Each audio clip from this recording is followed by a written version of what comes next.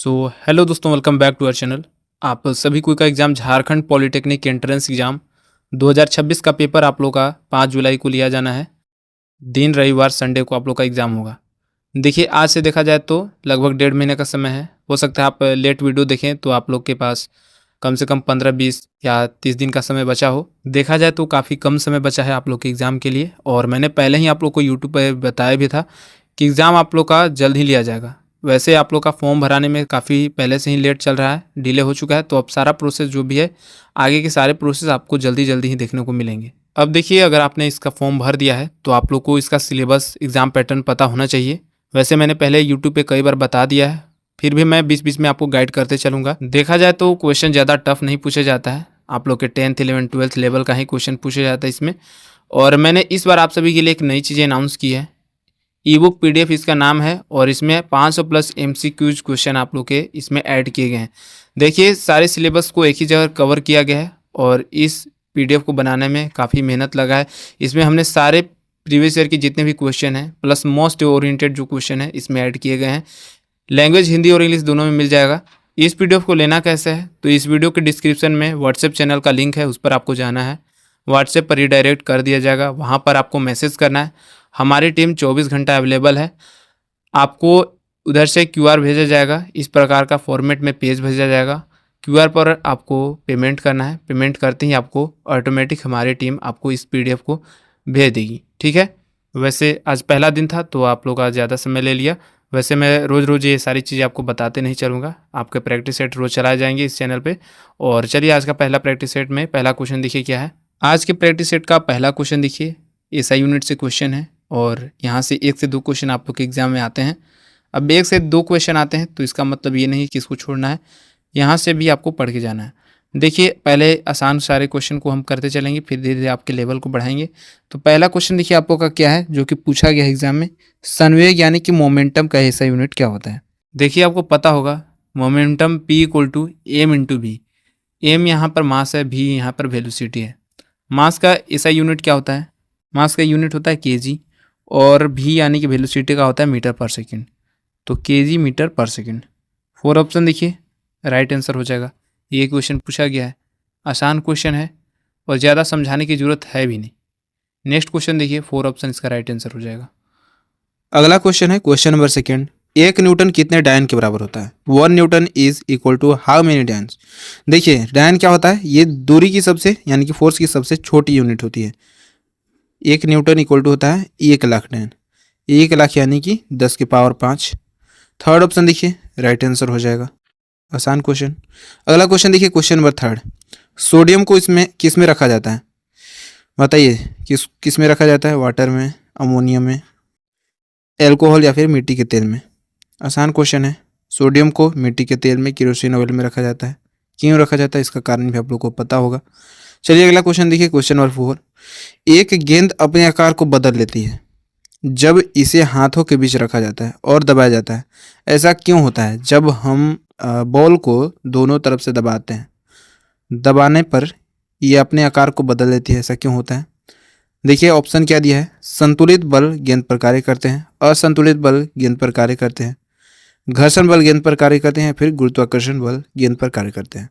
देखिए, घर्षण बल और गुरुत्वाकर्षण बल ये दोनों तो होगा नहीं। घर्षण बल यानी कि जो फ्रिक्शन फोर्स है, ये 2 सतह के बीच लगता है, और ग्रेविटेशनल फोर्स हमारी पृथ्वी के ऊपर लगता है, ठीक है, कोई भी ऑब्जेक्ट जो हमारी धरती पर आती है। चलिए देखिए, संतुलित बल के बारे में समझिए। बैलेंस फोर्स होता क्या है। मान लीजिए आप एक बॉल है आपके हाथ में, और दोनों तरफ से आप उसे दबा रहे हैं। दबाने पर क्या होगा, अगर दोनों तरफ से आप बराबर मात्रा में दबाइएगा तो बॉल क्या होगा, उसकी शेप जो है ये चेंज हो जाएगी, लेकिन उसकी जो स्थिति है, उसकी जगह वो चेंज नहीं होगी। यानी आपके आकार को चेंज कर लेगा वो बॉल, लेकिन स्थिति को चेंज नहीं करेगा, ठीक है। वहीं अनबैलेंस फोर्स में क्या होता है, यानी कि एक तरफ से आप ज़्यादा अगर फोर्स लगाइएगा तो क्या होगा, उसकी स्थिति चेंज हो जाएगी, उसकी जगह चेंज हो जाएगी, लेकिन उसका आकार चेंज नहीं होगा। समझे। तो इसमें क्या होगा, जब आप दोनों तरफ से बराबर मात्रा में दबाइएगा तो बॉल का आकार जो है चेंज हो जाएगा, यानी कि संतुलित बल गेंद पर कार्य करते हैं। फर्स्ट ऑप्शन देखिए, बैलेंस फोर्स इस पर कार्य करता है, राइट आंसर हो जाएगा, ठीक है। नेक्स्ट क्वेश्चन देखिए, क्वेश्चन नंबर 5। गतिमान वस्तु का जड़त्व निर्भर करता है। The inertia of a moving object depend, किस पर डिपेंड करता है? संवेग पर, वस्तु की चाल, वस्तु के द्रव्यमान या फिर वस्तु के आकार पर। इंग्लिश में भी आप देख लीजिएगा, सारा चीज दिया हुआ है, ऑप्शन भी। देखिए इसका राइट आंसर क्या हो जाएगा? ये वस्तु के द्रव्यमान पर निर्भर करता है। कैसे निर्भर करता है? चलिए समझाते हैं आपको। देखिए वैसे जड़त्व इनर्शिया के बारे में आप जानते होंगे क्या होता है। ये एक प्राकृतिक गुण होता है, यानी कि प्रॉपर्टीज होता है। किस चीज़ का? किसी भी वस्तु जो कि विराम अवस्था में रहना चाहती है या फिर गति की अवस्था में रहना चाहती है, किसी भी बदलाव का विरोध करती है। आपने पहले से ही पढ़ा है। एक लाइन में समझिए, अगर कोई वस्तु रुकी है तो वह रुकी रहना चाहती है। आपने 9th में पढ़ा होगा कि जब किसी पेड़ को अचानक से हिलाते हैं तो उसकी पत्तियां नीचे गिर जाती हैं। क्या कारण है? इनर्शिया का एक प्रॉपर्टीज है। मान लीजिए बस में कोई यात्री खड़ा होता है, अचानक से ब्रेक लगने पर आगे की ओर गिर जाता है। क्या कारण है? इनर्शिया का कारण है। अब देखिए ये द्रव्यमान यानी कि मास पर कैसे निर्भर करता है। तो देखिए साफ साफ बताएं कि किसी वस्तु का द्रव्यमान जितना अधिक होगा, यानी कि किसी भी वस्तु का मास जितना अधिक होगा, उसको बदलना उतना ही कठिन होगा, यानी कि उसका जड़त्व भी उतना ही अधिक होगा। एग्जाम्पल के जरिए आप अच्छे से समझ जाइएगा। आपको एक एग्जाम्पल देके समझा रहे हैं। मान लीजिए एक भारी ट्रक है और एक हल्की साइकिल। अब दोनों एक तरफ से गति से आ रहे हैं, आपको किसको रोकना आसान होगा? आप बताइए। ऑब्वियसली आपको साइकिल को रोकना आसान होगा, आसानी से आप रोक पाएंगे। क्यों रोक पाएंगे? क्योंकि उसका जो द्रव्यमान है यानी कि मास है वो बिल्कुल कम है साइकिल का। वहीं जो ट्रक है उसका मास ज़्यादा है, यानी कि जड़त्व भी ज़्यादा है, इसीलिए आप उसे नहीं रोक पाइएगा। यही कारण है कि जो इनर्शिया है ये बिल्कुल मास पर निर्भर करता है। बाकी के ऑप्शन नहीं होंगे। संवेग क्यों नहीं होगा? क्योंकि देखिए संवेग क्या है ना, किसी भी वस्तु चाहे चल रही है या फिर नहीं चल रही है, इससे इसको कोई मतलब नहीं होता है। गतिमान है या फिर कुछ भी है, उस द्रव्यमान पर निर्भर नहीं होता है। वहीं इसके आकार भी नहीं होगा। तो राइट आंसर इसका क्या हो जाएगा? इसका हो जाएगा 3rd ऑप्शन। ठीक है, चलिए अगला क्वेश्चन देखिए। क्वेश्चन नंबर 6, इनमें से कौन सा सही नहीं है? Which of this is not correct? बताइए। v equal to u plus a t, s equal to u t plus 1/2 a t square, v square equal to u square plus 2s, या फिर v square plus u square equal to 2s। ये आपने 9th में पढ़ा है और ये आपका गति का फॉर्मूला है, इक्वेशंस है। ठीक है, अब देखिए ये तीनों के बारे में आपको पहले ध्यान से समझिएगा, चारों के बारे में समझाएंगे, कौन सा इसमें गलत है ये भी आपको बताएंगे। तो पहला जो समीकरण है, ये आपका जो पहला इक्वेशंस है, ये वेग समय संबंध आपने पढ़ा होगा 9th में। इसका फॉर्मूला क्या होता है? v equal to u plus a t, जो कि पहला ऑप्शन में आपका दिया गया है, ये बिल्कुल सही है। दूसरा देखिए स्थिति समय संबंध आपका दिया गया है, s equal to u t plus 1/2 a t square, और इस पर हमने बहुत सारा क्वेश्चन भी पहले बना रखा है। ठीक है, ये भी आप लोग का सेकंड में दिया है, बिल्कुल सही है। नेक्स्ट देखिए तीसरा इक्वेशन दिया है स्थिति वेग संबंध, ये होता है v square equal to u square plus 2s। इसको हम इस प्रकार से भी लिख सकते हैं v square minus u square equal to 2s, यानी कि ये भी बिल्कुल सही है। अब देखिए चौथा जो ऑप्शन है v square plus u square equal to 2s, ये गलत है। क्यों गलत है? क्योंकि यहाँ प्लस नहीं होता है, यहाँ पर माइनस होता है, जोड़ा नहीं जाता है, घटाया जाता है। ठीक है, यानी इसका राइट आंसर हो जाएगा 4 ऑप्शन, ये नहीं होता है, ये गलत है। ठीक है, नेक्स्ट क्वेश्चन देखिए। क्वेश्चन नंबर 7, दूरी समय ग्राफ का ढलान देता है, यानी कि give the slope of distance time graph. देखिए ग्राफ के बारे में आपने पहले से पढ़ा हुआ है। ग्राफ क्या होता है? y जो अक्ष होता है, y एक्सिस, इससे हम डिस्टेंस को दर्शाते हैं। ठीक है, दूरी को दर्शाते हैं। x एक्सिस यानी कि x अक्ष क्या होता है? इससे हम टाइम यानी कि समय को दर्शाते हैं। अब देखिए चाल इक्वल टू आपने पढ़ा है, यानी कि स्पीड इक्वल टू होता है डिस्टेंस बाय टाइम। चाल इक्वल टू होता है दूरी बटा में समय। ठीक है, तो यहाँ पर आपका क्या राइट आंसर हो जाएगा? चाल यानी कि स्पीड। 4 ऑप्शन देखिए, इसका राइट आंसर हो जाएगा। क्वेश्चन में पूछा गया है दूरी समय ग्राफ का ढलान कौन देता है, तो चाल देता है। चाल इक्वल टू होता है दूरी बटा में समय। समझ गए? नेक्स्ट क्वेश्चन देखिए, क्वेश्चन नंबर 8, छोटा सा एक न्यूमेरिकल है, ध्यान से समझिएगा इसको। और ये पूछा गया क्वेश्चन है, एक बस 10 सेकेंड में अपनी गति 36 किलोमीटर पर घंटा से बढ़ाकर 72 किलोमीटर पर घंटा कर देती है। इसका त्वरण क्या होगा, यानी कि एक्सेलरेशन क्या होगा? इंग्लिश में पढ़ लीजिएगा। ठीक है, चलिए इसको हम स्टेप बाय स्टेप बनाते हैं।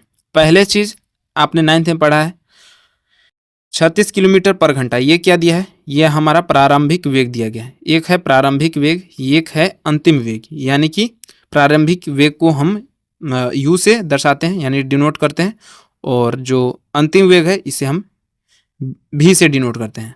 अब u इक्वल टू हम लिखेंगे 36 किलोमीटर पर घंटा और v इक्वल टू 72 किलोमीटर पर घंटा। पहले जो चीज़ दिया गया है उसको लिख लेते हैं, फिर टाइम दिया है 10 सेकेंड तो उसको भी लिख लेते हैं। अब ये चीज़ें तो हमें समझ में आ रहा है। अब देखिए हम एक्सीलरेशन का फॉर्मूला जानते हैं, क्या होता है एक्सीलरेशन यानी त्वरण का फॉर्मूला, a इक्वल टू होता है v minus you by T. अब देखिए v minus you by T पहले निकालने से पहले हमें किलोमीटर पर घंटा और यहाँ पर दिया है सेकेंड, तो इसको एक यूनिट में चेंज करना होगा। अब देखिए किलोमीटर पर घंटा को मीटर पर सेकेंड में कैसे चेंज करते हैं, तो 5/18 से गुना करते हैं। इतना तो पता है कि नहीं पता है, पता है तो ठीक है, पहले 5/18 से इसको गुना करके चेंज करेंगे। तो पहला क्या है 36 किलोमीटर पर घंटा, इसको मीटर पर सेकंड में चेंज कर लेते हैं। तो 36 गुना 5/18 करेंगे, 18 दूना के 36 हो जाएगा, यानी कि 5 दूना का 10 मीटर पर सेकंड। ये आपका आ चुका है u इक्वल टू 10 मीटर पर सेकंड। अगला v अंतिम वेग जो है इसको हम निकालेंगे, v इक्वल टू हो जाएगा 72 गुना 5/18। अब 18 चौक 72 और 5 गुना 4 यानी कि 5 चौका 20। अब 20 मीटर पर सेकेंड आ चुका है, यानी कि u equal to 10 metre per second, v equal to 20 metre per second. अब हमने अभी आपको फॉर्मूला बताया a इक्वल टू होता है v minus you by T. अब यहाँ पर a इक्वल टू लिखेंगे 20 माइनस 10, जो कि अभी मान आया है इसका, बटा में t का मान 10। अब 20 में से 10 घटाएंगे तो 10 बाई 10 यानी कि 1 मीटर पर सेकेंड स्क्वायर। ठीक है, मीटर पर सेकेंड स्क्वायर इसका यूनिट होता है। तो 1 मीटर पर सेकेंड स्क्वायर इसका राइट आंसर हो जाएगा। कौन से ऑप्शन में है 1 metre per second square, 4 option में। ठीक है, तो 4 ऑप्शन इसका राइट आंसर हो जाएगा। चलिए अगला क्वेश्चन देखिए, क्वेश्चन नंबर 9, निम्नलिखित में से कौन सी बल की इकाई नहीं है, which of the following is not a unit of force. Option क्या है, पौंड, न्यूटन, डाइन, पास्कल। इससे कुछ देर पहले आपको बताए थे डाइन के बारे में, 1 न्यूटन इक्वल टू 10 के पावर 5 डाइन, यानी कि न्यूटन भी होता है डाइन भी होता है, पौंड भी इसका ऐसा यूनिट होता है, यानी कि फोर्स के तीनों यूनिट होते हैं। कौन नहीं होता है, तो पास्कल नहीं होता है। पास्कल किस चीज़ का होता है, तो ये प्रेशर यानी दाब और प्रतिबल यानी कि स्ट्रेस, ये दोनों की यूनिट होती है। अच्छा, प्रेशर इक्वल टू क्या होता है, तो फोर्स बाई एरिया। ठीक है, ए बाई ए। अब देखिए यहाँ पर एक चीज़ याद रखिएगा कि 1 इक्वल टू होता है 1 न्यूटन इक्वल टू होता है 1 kg metre per second square, 1 pascal equal to होता है 1 न्यूटन मीटर स्क्वायर। ये चीज़ें आपको एग्जाम में काम आएगी, नोट कर लीजिएगा। ये सारे क्वेश्चन पूछे जाते हैं, सारे फैक्ट आपको बताते चल रहे हैं। तो राइट आंसर इसका क्या हो जाएगा, 4 ऑप्शन राइट आंसर हो जाएगा। अगला क्वेश्चन है क्वेश्चन नंबर 10, पराश्रव्य तरंगे वे ध्वनि तरंगे हैं जिनकी आवृत्ति होती है किसके बीच होती है, बताइए। अल्ट्रासोनिक वेव की जो फ्रीक्वेंसी होती है ये किसके बीच होती है। राइट आंसर इसका क्या हो जाएगा, देखिए थर्ड ऑप्शन इसका राइट आंसर हो जाएगा, 20 किलो हर्ट्ज से अधिक। तीनों के बारे में आपको समझना जरूरी है। पहले तो समझिए कि ये फ्रीक्वेंसी अलग अलग कैसे है। तो पहला जो है ये होता है श्रव्य तरंगे। श्रव्य तरंगे क्या होती हैं, यानी कि ऑडिबल वेव। इसकी जो रेंज होती है यानी सीमा होती है ये 20 हर्ट्ज से 20,000 हर्ट्ज के बीच होती है। अब ये कौन सुन सकता है, तो हमारे कान 20 हर्ट्ज से 20,000 HZ तक की फ्रीक्वेंसी को सुन पाता है। ठीक है, यानी कि मनुष्य का कान सुन पाता है। नेक्स्ट जो होता है अपश्रव्य तरंगे यानी कि इंफ्रासोनिक वेव। ये क्या होता है, ये 20 हर्ट्ज से कम की आवृत्ति होती है, फ्रीक्वेंसी होती है। अब इसे हमारा मानव कान नहीं सुन पाता है। कौन सुन पाता है, तो हाथी, गैंडा और व्हेल जो बड़ी बड़ी प्रजातियां हैं ये सुन पाती हैं। ठीक है, और भूकंप के समय यही तरंगे उत्पन्न होती है, ये फैक्ट याद रखिएगा। अगला जो तरंगे हैं ये है अल्ट्रासोनिक वेव, पराश्रव्य तरंगे। इसकी जो रेंज होती है ये 20,000 हर्ट्ज से 20 हर्ट्ज से अधिक होती है। अब देखिए ये भी हमारा कान नहीं सुन पाता है, ये चमगादड़, कुत्ते, डॉल्फिन सुन पाते हैं। अब देखिए क्वेश्चन में पूछा गया है कि अल्ट्रासोनिक वेव की रेंज कितनी होती है, तो 20 किलो हर्ट्ज से अधिक होती है। थर्ड ऑप्शन इसका राइट आंसर हो जाएगा। ठीक है, तो इतना चीज़ आपको फैक्ट में बता दिए हैं। नेक्स्ट देखिए क्वेश्चन नंबर 11, फैरेड किसकी इकाई है, हुज यूनिट इज फैरेड। प्रतिरोध, चालकता, धारिता या फिर प्रेरकत्व, इंडक्टेंस, किसकी यूनिट है बताइए। तो देखिए पहला यहाँ पर प्रतिरोध, रेजिस्टेंस, इसका ऐसा यूनिट क्या होता है, ओम होता है। चालकता का होता है साइमन। प्रेरकत्व इंडक्टेंस का क्या होता है, हेनरी होता है। तो इसका राइट आंसर क्या हो जाएगा, फेरेड किसकी इकाई होती है, तो धारिकता यानी कि कैपेसिटेंस की। थर्ड ऑप्शन देखिए इसका राइट आंसर हो जाएगा। आसान क्वेश्चन है और यहाँ से क्वेश्चन पूछे जाते हैं।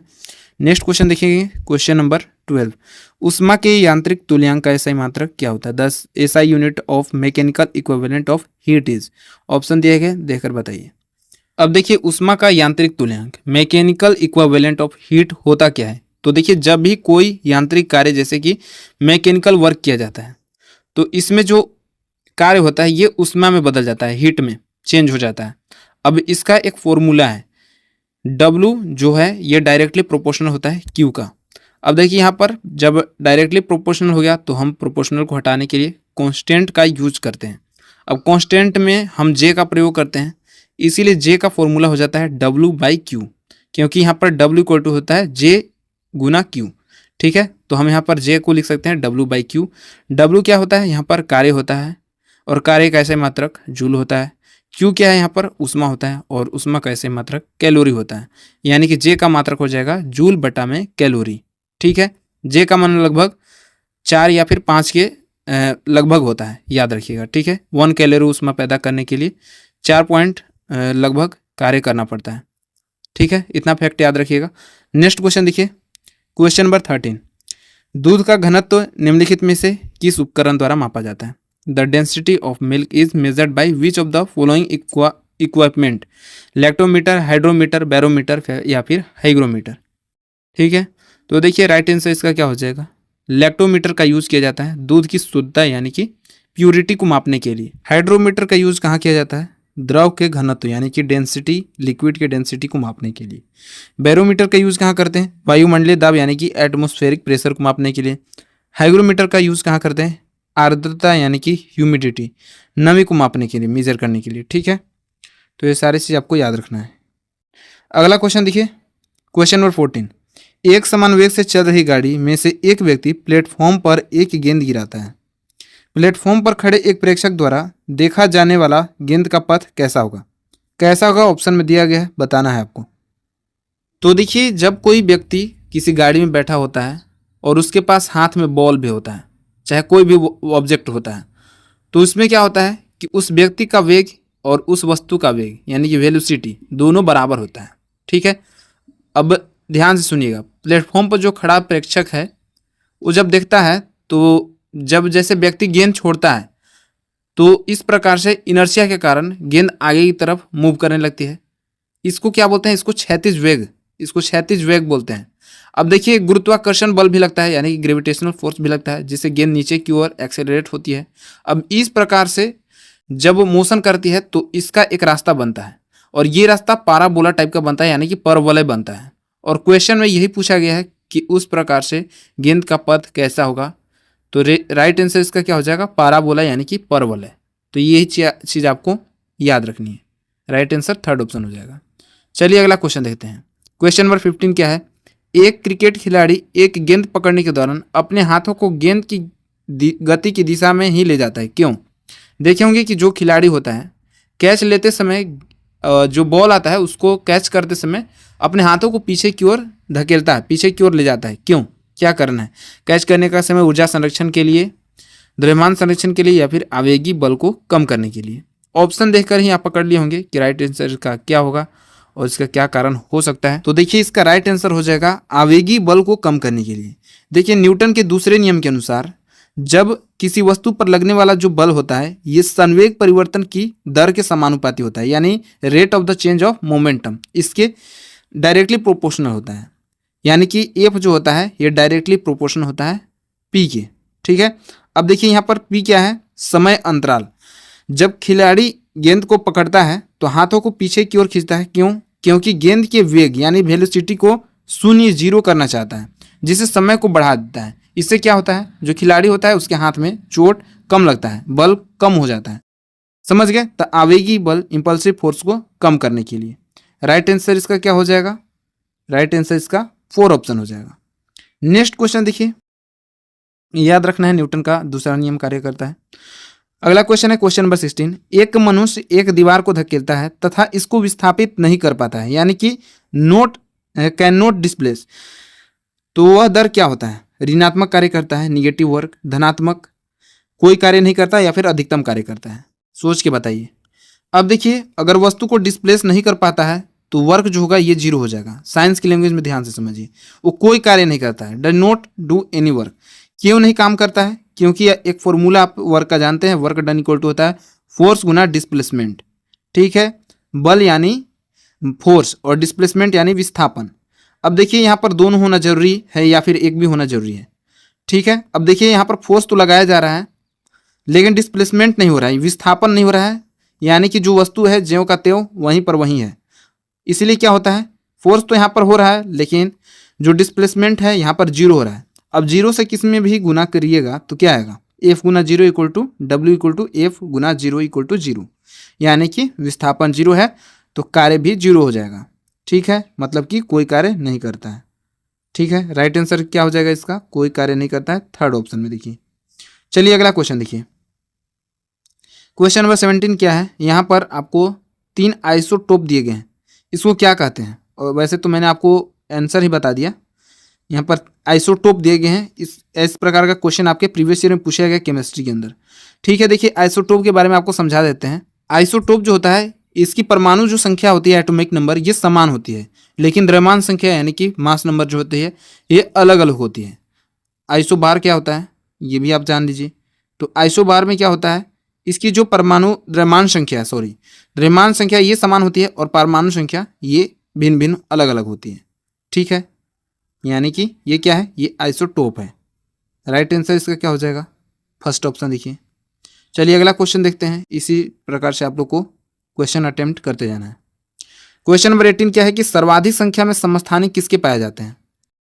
देखिए ये क्वेश्चन आप लोग के पिछले साल ही केमिस्ट्री में पूछा गया है और आप लोग को ज़्यादा पढ़ना नहीं है, फिजिक्स केमिस्ट्री मैथ ही आप लोग का सिलेबस में है। बिहार पॉलिटेक्निक की तरह जीके जीएस नहीं पढ़ना है, लिमिटेड चीज़ पढ़ना है। तो देखिए इसका राइट आंसर क्या हो जाएगा, सर्वाधिक संख्या में समस्थानिक यानी कि आइसोटोप जो होते हैं ये पोलोनियम एलिमेंट के पाए जाते हैं। थर्ड ऑप्शन राइट आंसर हो जाएगा। नेक्स्ट क्वेश्चन देखिए, क्वेश्चन नंबर 19। अमोनियम क्लोराइड का जलीय विलयन, ammonium chloride is an aqua solution, कैसा होता है? अम्लीय होता है, क्षारीय होता है, उदासीन या फिर रंगीन, एसिडिक होता है, अल्कलाइन होता है, न्यूट्रल या फिर कलरफुल? बताइए क्या होता है। तो अमोनियम क्लोराइड का जो जलीय विलयन होता है ये क्षारीय होता है, अल्कलाइन होता है।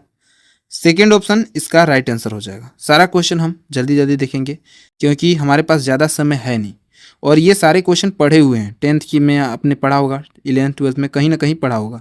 क्वेश्चन नंबर 20 क्या है कि पृथ्वी पर सरल लोलक का अधिकतम आवर्तकाल क्या हो सकता है, यानी कि सिंपल पेंडुलम का जो टाइम पीरियड है ये क्या होता है? बताइएगा। राइट आंसर इसका ठीक लगेगा, नहीं आता होगा तो याद रखिएगा, जो पृथ्वी पर सरल लोलक होता है सिंपल पेंडुलम, इसका जो आवर्तकाल होता है टाइम पीरियड ये होता है 180.5 मिनट। याद रखिए, फर्स्ट ऑप्शन राइट आंसर हो जाएगा। क्वेश्चन नंबर 21 है, देखिए कितना आसान क्वेश्चन है। गुरुत्वाकर्षण नियम की परिभाषा किसने दी? सारा क्वेश्चन इंपॉर्टेंट है। ठीक है, तो गुरुत्वाकर्षण नियम की परिभाषा ग्रेविटेशनल लॉ न्यूटन दिए थे, तो फर्स्ट ऑप्शन इसका राइट आंसर हो जाएगा। क्वेश्चन नंबर 22, थर्मामीटर में पारे का उपयोग किया जाता है, क्यों किया जाता है? पहला नंबर तो पारे का यूज किया जाता है, लेकिन क्यों किया जाता है, इसका क्या कारण है? क्या होता है, हाई उच्च तरलता होती है, उच्च सघनता होती है, या फिर उच्च चालकता होती है, या फिर विशिष्ट ऊष्मा होती है? तो देखिए इसमें उच्च चालकता होती है। राइट आंसर थर्ड ऑप्शन हो जाएगा। नेक्स्ट क्वेश्चन देखिए, क्वेश्चन नंबर 23। वह तापमान जिस पर सेंटीग्रेड और फ़ारेनहाइट पैमाने समान होते हैं, यानी कि temperature at which centigrade and Fahrenheit scale are same, कितने डिग्री पर सेम होते हैं सेंटीग्रेड और फ़ारेनहाइट? तो -40 डिग्री सेल्सियस पर सेंटीग्रेड और फ़ारेनहाइट ये दोनों सेम होते हैं। नेक्स्ट क्वेश्चन देखिए, क्वेश्चन नंबर 24। ईएनटी डॉक्टर द्वारा किस दर्पण का उपयोग किया जाता है, यानी कि विच mirror is used by ENT doctors? Concave mirror, convex mirror, normal mirror या फिर प्लेन मिरर? तो कनकेव मिरर का यूज़ किया जाता है, अवतल दर्पण का यूज़ किया जाता है डॉक्टरों के द्वारा। फर्स्ट ऑप्शन राइट आंसर हो जाएगा। Question number 25। ट्रांसफार्मर किस सिद्धांत पर कार्य करता है? बताइएगा। Self inductance, mutual inductance, electromagnetic induction या फिर लॉरेंस के लॉ पर किस पर कार्य करता है? तो ये म्यूचुअल इंडक्टेंस यानी कि अन्योन्य प्रेरण पर कार्य करता है। जो कैंडिडेट 10th पास करके डायरेक्ट इसका फॉर्म भरे हैं उनको थोड़ा सा दिक्कत हो रहा होगा, हम समझ सकते हैं। हालांकि जो तो 12th पास किए उनको तो ये सब दिक्कत होगा नहीं, ट्रांसफॉर्मर ये सब के बारे में काफ़ी पढ़ चुके हैं, इंडक्टेंस के बारे में पढ़ चुके हैं इलेक्ट्रोमैग्नेटिक इंडक्शन के अंदर। क्वेश्चन नंबर 26 देखिए, परमाणु का पहला मॉडल किसके द्वारा दिया गया था? The first model of atom was given by whom? परमाणु का पहला मॉडल जे थॉमसन के द्वारा दिया गया है और इलेक्ट्रॉन की खोज भी किए थे। तो देखिए थर्ड ऑप्शन इसका राइट आंसर हो जाएगा। क्वेश्चन नंबर 27 देखिए, वन संयोजकता वाले तत्व होते हैं, one elements of valency are. क्या होते हैं? धातु होते हैं, उपधातु, धातु या अधातु या फिर सदैव अधातु। तो देखिए वन संयोजकता जो होते हैं यानी कि वन वैलेंसी वाले एलिमेंट्स, ये मेटल और नॉन मेटल दोनों होते हैं, हो सकते हैं। तो इसका थर्ड ऑप्शन धातु या अधातु हो जाएगा। क्वेश्चन नंबर 28, निम्नलिखित में से कौन सा एल्युमिनियम का अयस्क है? Which of the following is an ore of aluminium? देखिए यहाँ से आपके क्वेश्चन बनते हैं, अयस्क पूछा जाता है कौन से किस चीज़ का है, तो एल्युमिनियम का अयस्क पूछा गया है, तो कौन सा है? देखिए एल्युमिनियम के बहुत सारे अयस्क हैं, यहाँ पर क्रायोलाइट जो है एल्युमिनियम का अयस्क है, फर्स्ट ऑप्शन इसका राइट आंसर हो जाएगा। नेक्स्ट क्वेश्चन है क्वेश्चन नंबर 29, साबुन के उत्पादन में उप उत्पाद यानी कि बाई प्रोडक्ट कौन सा है? तो देखिए ग्लिसरॉल जो होता है ये बाई प्रोडक्ट होता है साबुन जब बनता है, फोर ऑप्शन इसका राइट आंसर हो जाएगा। क्वेश्चन नंबर 30 देखिए, मिट्टी के घड़े में पानी किस प्रक्रिया के कारण ठंडा रहता है? आजकल मिट्टी के घड़ा जो यूज किया जा रहा है इसमें पानी जो होता है ठंडा किस कारण से होता है? तो देखिए इसका कारण है वाष्पीकरण यानी कि इवेपोरेशन, सेकेंड ऑप्शन इसका राइट आंसर हो जाएगा। क्वेश्चन नंबर 31 देखिए, क्यों होता है? क्योंकि मिट्टी के में छोटे छोटे छेद होते हैं, छोटे छोटे छिद्र होते हैं जो हमको दिखते नहीं है, यहीं से पानी जो है वेपोरेट होते रहता है। ठीक है, क्वेश्चन नंबर 31 क्या है? सोडियम को निम्नलिखित में से किस तरल में रखा जाता है? दूध, पानी, मिट्टी का तेल या फिर नारियल का तेल? तो सेम क्वेश्चन है, केरोसिन ऑयल में रखा जाता है, थर्ड ऑप्शन राइट आंसर हो जाएगा। हाइपो का रासायनिक नाम क्या है? अच्छा हाइपो ये किस चीज़ में यूज़ किया जाता है? तो ये कैमरा में यूज़ किया जाता है और इसका जो रासायनिक नाम है, केमिकल नेम, यह है सोडियम थायोसल्फेट। देखिए थर्ड ऑप्शन राइट आंसर हो जाएगा। क्वेश्चन नंबर 33, ओजोन परत का अवक्षय यानी कि डिप्लीशन ऑफ ओजोन लेयर, इसका किस कारण से हो रहा है? मेन रीजन क्या है? तो इसका मेन कारण है क्लोरोफ्लोरोकार्बन, CFC, फोर ऑप्शन इसका राइट आंसर हो जाएगा। क्वेश्चन नंबर 34 देखिए, कपड़ों तथा बर्तनों को साफ करने के लिए प्रयुक्त डिटर्जेंट कौन सा होता है? में क्या होता है? बाइकार्बोनेट होता है, सल्फोनेट होता है, नाइट्रेट या फिर बिस्मथेट होता है?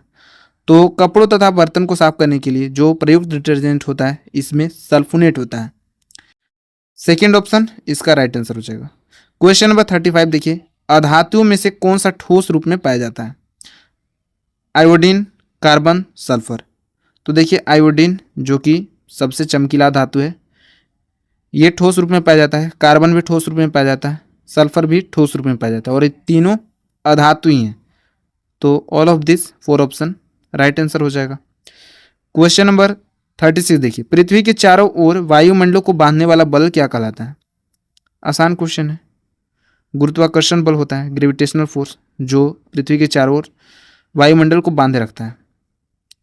क्वेश्चन नंबर 37, जब एक मैग्नीशियम रिबन हवा में जलाया जाता है तो कौन सा यौगिक बनता है? अच्छा मैग्नीशियम रिबन को जब जलाया जाता है तो सफ़ेद जो ज्वाला निकलता है, सफ़ेद जो आग निकलता है, इसमें क्या होता है? मैग्नीशियम ऑक्साइड होता है, जब ये ऑक्सीजन में जलता है तो थर्ड ऑप्शन राइट आंसर हो जाएगा, हमने भी जलाया है। क्वेश्चन नंबर 38, बेरियम किस तत्व को उसके सल्फेट से विस्थापित कर सकता है? सोडियम, कैल्शियम, एल्युमिनियम या फिर हाइड्रोजन? तो बेरियम जो है केवल सोडियम जैसे एलिमेंट को ही विस्थापित, उसके सल्फेट को विस्थापित कर सकता है, फर्स्ट ऑप्शन इसका राइट आंसर हो जाएगा। क्वेश्चन नंबर 39 देखिए, कुरकुरे के पैकेट जो कि खाते हैं कुरकुरे, उसका पैकेट में एक अक्रिय गैस भरा जाता है, एक गैस भरा जाता है। अच्छा ये कौन सा गैस भरा जाता है? पिछली वीडियो में बताएं, इसमें पूछ रहा है कि ये किस लिए भरा जाता है, किसको रोकने के लिए इसमें भरा जाता है? तो ये रिडक्शन यानी कि अपचयन को रोकने के लिए किया जाता है, फर्स्ट ऑप्शन इसका राइट आंसर हो जाएगा। पिछला बार प्रैक्टिस सेट वाला नहीं देखे हैं तो जाकर देख लीजिएगा, उसमें भी हम 55 प्लस प्रश्नों का टेस्ट कराए हैं, आप जाके देख लीजिएगा, सारे क्वेश्चन इंपॉर्टेंट हैं। क्वेश्चन नंबर 40 देखिए, आगरा में ताजमहल का रंग किस कारण से परिवर्तित हो गया है?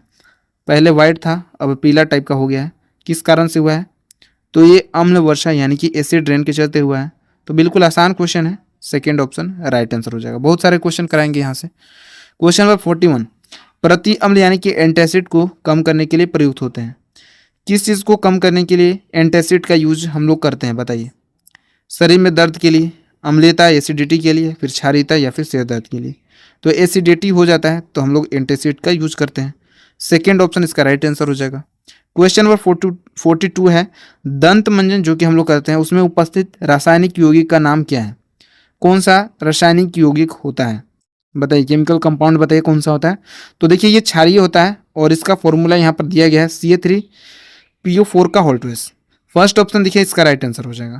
और केमिकल फॉर्मूला पूछा जाता है, अब ये पूछे चाहे दूसरा पूछे लेकिन केमिकल फॉर्मूला पूछा जाता है।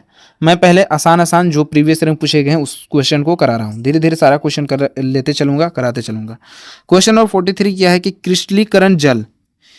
क्रिस्टलीकरण जल में क्या नहीं होता है? धावन सोडा यानी कि वॉशिंग सोडा, खाने का सोडा, बेकिंग सोडा, या फिर चूने का पानी, या फिर जिप्सम। क्या नहीं होता है क्रिस्टलीकरण जल में? क्रिस्टलाइजेशन जो वाटर होता है उसमें, तो उसमें देखिए बेकिंग सोडा, खाने का सोडा, ये नहीं होता है। सेकेंड ऑप्शन इसका राइट आंसर हो जाएगा। क्वेश्चन नंबर 44 देखिए, वेल्डिंग में प्रयोग की जाने वाली मिश्र धातु, वेल्डिंग जो होता है उसमें कौन से अलॉय का यूज किया जाता है? The alloy use to welding is सीसा और टिन, सीसा और बिस्मथ, सीसा और एंटीमनी, सीसा और तांबा। देखिए मिश्र धातु अलॉय से भी क्वेश्चन काफ़ी बार पूछा जाता है और यहाँ से भी सारे क्वेश्चन हम कराते चलेंगे। तो देखिए वेल्डिंग में सीसा और टिन का यूज किया जाता है, लेड एंड टिन को याद रखिएगा, काफ़ी इंपॉर्टेंट क्वेश्चन है, कई बार। नेक्स्ट क्वेश्चन है क्वेश्चन नंबर 45, वह यौगिक जो जलने पर कालिख यानी कि काला जैसी ज्वाला धुआं उत्पन्न करती है, क्या है? तो ये है, बताइए, मीथेन है, इथेन है, क्या है? तो ये है एथीन, C2H4। 4 ऑप्शन देखिए राइट आंसर हो जाएगा, जलने पर काफ़ी काला धुआं देती है। क्वेश्चन नंबर 46 देखिए, एल्कीन की उपस्थिति में एक एस्टर का जलीय अपघटन क्या कहलाता है? The hydrolysis of an ester in the presence of an alkyl is called esterification, एस्टरीकरण, साबुनीकरण, या फिर प्रतिस्थापन, या फिर संयोजन। तो देखिए एल्कील की उपस्थिति में एक एस्टर का जलीय अपघटन, इसको साबुनीकरण कहा जाता है, सेकेंड ऑप्शन इसका राइट आंसर हो जाएगा, ये भी पूछा गया क्वेश्चन है। क्वेश्चन नंबर 47, मेंडलीव की आवर्त सारणी में 1835 परमाणु संख्या वाले तत्व किस समूह के हैं? देखिए पेरियोडिक टेबल से क्वेश्चन बनेगा और मेंडलीव के आप पेरियोडिक टेबल देख लीजिएगा, वहाँ से पूछा जाता है कि कौन से एलिमेंट को कहाँ रखा गया है। तो देखिए 1835 ये समूह 0 और 7 में रखा गया है, तो 4 ऑप्शन देखिए इसका राइट आंसर हो जाएगा। नेक्स्ट क्वेश्चन है क्वेश्चन नंबर 48। देखिए 2 क्वेश्चन और है, देख जाइएगा। क्वेश्चन नंबर 48 में क्या है कि दंत इनेमल किससे बना होता है, यानी कि टूथ इनेमल किस चीज़ से बना होता है? हम लोग का दांत किस चीज़ से बना होता है? तो ये कैल्शियम फॉस्फेट से बना होता है, जो इनेमल होता है, जो सबसे कठोर चीज़ है शरीर का हम लोग का। सेकेंड ऑप्शन इसका राइट आंसर हो जाएगा। क्वेश्चन नंबर 49 क्या है कि वह पदार्थ जो क्लोरीन के संपर्क में आने पर ब्लीचिंग पाउडर बनाता है, बताइए। क्लोरीन के संपर्क में आने पर ब्लीचिंग पाउडर बनता है, क्या चीज़ है ये? तो ये है सिलेक्ट लाइम यानी कि बुझा हुआ चूना, सेकेंड ऑप्शन इसका राइट आंसर हो जाएगा। आज के इस प्रैक्टिस सेट का लास्ट क्वेश्चन, आखिरी क्वेश्चन है क्वेश्चन नंबर 50, खाद में वनस्पति पदार्थ का अपघटन, ये किसका उदाहरण है बताइएगा?